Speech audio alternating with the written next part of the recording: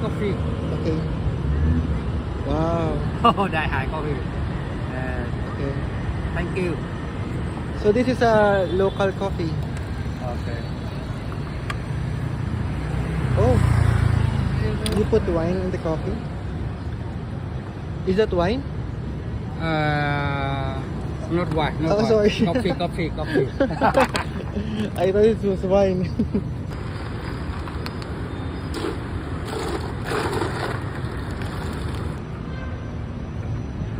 Thank you. Okay. So let's try it. It tastes like Highlands coffee. I think Highlands coffee is Vietnamese.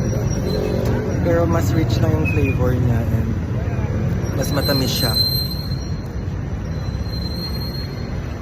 Tsaka ano lang siya guys, like it's like 20,000 Vietnamese dong. And kung convert mo siya sa peso, it's like 40 pesos. Mura, di ba?